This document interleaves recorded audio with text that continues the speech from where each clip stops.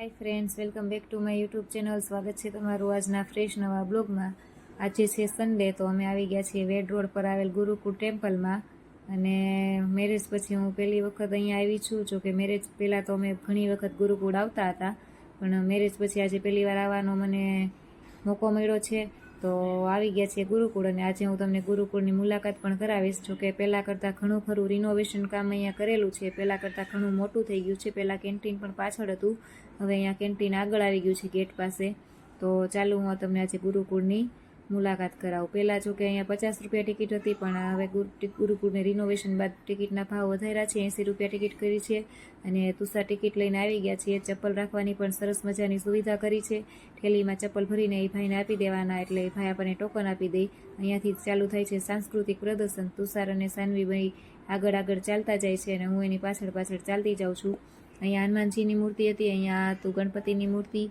મહાભારત અને રામાયણમાં જે નાના અમુક પ્રસંગો છે એનું ખૂબ સરસ રીતે અહીંયા વર્ણવવામાં આવ્યા છે. ખૂબ સરસ રીતે એનું પ્રદર્શન તમે જોઈ શકો છો સ્ક્રીન ઉપર. અહીંયા કાલિદાસનું છે, પછી અહીંયા જે મહાબલીનું છે રક્ષા કરવાનું એ પ્રદર્શન હતું. અહીંયા જે પ્રસંગો છે તમને હું બતાવું છું. અહીંયા દ્રૌપદી ચીરહરણનો પ્રસંગ વર્ણવવામાં આવ્યો છે.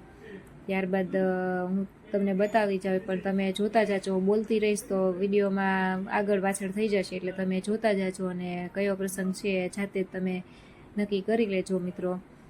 કેમ કે જો હું બોલવામાં રહીશ તો તમે જોતા કાંઈ કશો ને હું બોલતી કાંઈ કશું એવું થશે વિડીયોમાં. એટલા માટે તમે જોતા જાઓ મિત્રો, અને હું કાંઈક તમને કહેતી જાઉં, તમે થોડું ઘણું સાંભળતા જાઓ. અહીંયા જો કૃષ્ણ ભગવાન અને બલરામ જે હતા એ ભણતા હતા સાંદીપની ઋષિ પાસે. અહીંયા પછી મંકી હતો જે એને 1 રૂપિયાનો સિક્કો નાખી એટલે ડાન્સ કરે. પછી કૃષ્ણ ભગવાને ગોવર્ધન પર્વત ઉપાડ્યો હતો ટચલી આંગળે, એ પ્રસંગ હતો.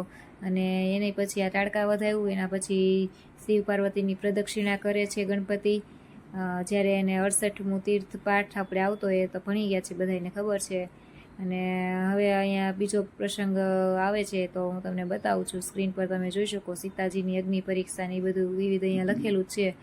હનુમાનજી વચ્ચે લવકુશને લઈ આવે છે, અને પછી અહીંયા સબરી રામને બોર ખવડાવે છે. પછી રામ અહીંયા સેતુ બંધ બનાવે છે બધા વાનરો દ્વારા, એ પ્રસંગ હતો. પછી હિરણ્ય કશુપ વાળો પ્રસંગ હતો. આપણે બધા પ્રસંગો જાણીએ જ છીએ મિત્રો, પરંતુ આપણે નાના છોકરાને એને લઈને ગયા હોય તો નાના છોકરા અહીંયા સરસ રીતે પ્રદર્શન જોવે તો એને માઇન્ડમાં જલ્દીથી ઉતરી જાય.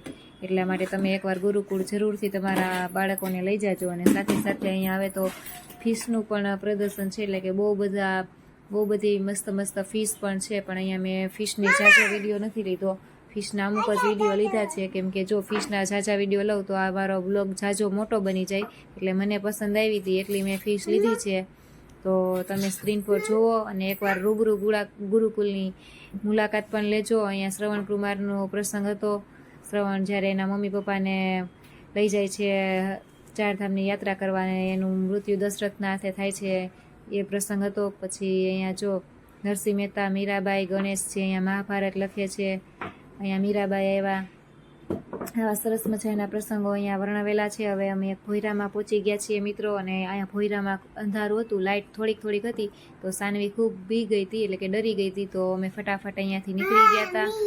અને હવે અહીંયા જો તમે જોઈ શકો છો સ્ક્રીન પર કે સ્વામિનારાયણ ભગવાનના પણ ઘણા ખરા અહીંયા પ્રસંગો વિવિધ દર્શાવેલા હતા. પછી અહીંયા પેલા કમળમાંથી ને ગણપતિ હતા, પણ હવે એ લોકોએ ચેન્જ કરી નાખ્યું હતું ને કમળમાં બીજા ભગવાન રાખી દીધા છે. પછી અહીંયા એક પતિ જે છે દારૂ પીને એની પત્નીને મારતો હોય તો એનું પણ પ્રસંગ કરેલો હતો.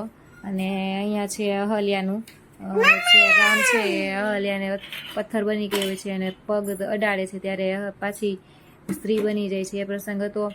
પછી અહીંયા શિવજીની જાન પણ હતી, જે તમે જોઈ શકો છો. શિવજીની જાનમાં બધા કેવા હતા એ ભૂતળા. એટલે તે પાર્વતીને ભગવાને ના પાડી હોય પાર્વતીના પપ્પાએ કે આપણે શિવ જ્યારે લગ્ન નથી કરવાનું, તોય પાર્વતીએ લગ્ન કર્યા હોય. પછી અહીંયા કાનાને બધા ઝુલાવતા હતા. તો પછી સાનવીને તુષારને મેં કીધું તમે ઝુલાવો, પણ અમારો વારો નહોતો આવ્યો, ટ્રાફિક હતી, એટલે પછી અમે ફટાફટ નીકળી ગયા હતા. અને અહીંયા ખૂબ સરસ બની ગયું છે. અને હવે અમે પહોંચી ગયા છીએ સાયન્સ સિટી બાજુ. પ્રદર્શન અહીંયા પૂરું થાય છે, અને પ્રદર્શનમાં અહીંયા તમે પ્રદર્શન પૂરું થાય છે. અને અહીંયા સાયન્સ સિટીમાં તમે જોઈ શકો છો કે વિવિધ પ્રોજેક્ટો હતા. પછી અહીંયા સેલ્ફી ઝોન પણ હવે બનાવ્યા છે ગુરુકુળમાં, તો બધા વિવિધ સેલ્ફી લેતા હતા. પછી મિરર હાઉસમાં અમે પહોંચી ગયા છીએ, જ્યાં નકરા મિરર હતા, અને મિરરમાં આપણે વચ્ચેથી આપણો સાચો રસ્તો કયો છે એ ગોતીને નીકળવાનું હતું. તો એમાં પણ અમે નીકળી ગયા હતા, બધાની પાછળ હાલ્યા ગયા એટલે નીકળી ગયા હતા. અને આ એવા બીજા મિરર હતા કે એમાં આપણે જાડા દેખાય, પતલા દેખાય, ઊંચા દેખાય, નીચા દેખાય, એવા પણ મેજિકવાળા મિરર હતા, એ પણ અહીંયા ગુરુકુળમાં હતા. અને અહીંયા બીજું પછી પ્રદર્શન છે, પ્રદર્શન ટાઈપનું જ હતું. એમાં જે પેલા ગામડાની રીત રિવાજો અને ગામડાનું જીવન કઈ રીતના જીવતા લોકો, એ બધું બતાવેલું હતું. અહીંયા પૃથ્વી અને ચંદ્રનું જે પ્રદર્શન છે, એટલે કે સ્થિતિ હતી, એનો પ્રોજેક્ટ હતો. પછી અહીંયા તુષાર સાનવીને વિવિધ સાયન્સના પ્રોજેક્ટ હતા, એ સમજાવતા જતા હતા કે આ રીતના આમ થાય. હું તમને અત્યારે સમજાવું તો વિડીયો લાંબો બને, એટલે તમે સ્ક્રીન પર જોતા જજો મિત્રો. જો અહીંયા પણ એક સરસ મજાનો ખૂબ પ્રોજેક્ટ હતો. અહીંયા તમે તમારા બાળકોને લઈને જાઓ તો એને સાયન્સની પણ ઘણી ખરી ઇન્ફોર્મેશન પૂરી પાડી શકાય. પછી અહીંયા હવે અમે આવી ગયા છીએ ગાર્ડનમાં.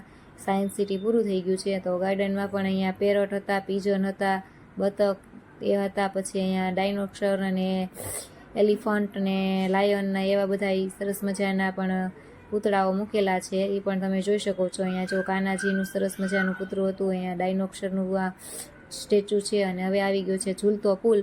તો સાનવીને ઝૂલતા પુલ ઉપર તુષાર સાથે ઠેકડા મારવાની મજા આવી ગઈ હતી.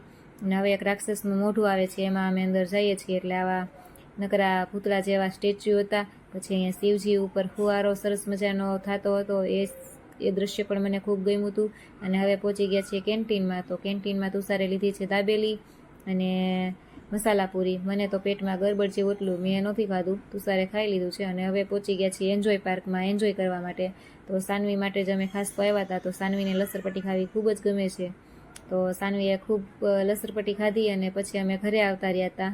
અને હવે મળીશું આપણે નવા બ્લોગમાં. ત્યાં સુધી આવજો, મારી ચેનલ સબસ્ક્રાઈબ કરજો મિત્રો. આવજો.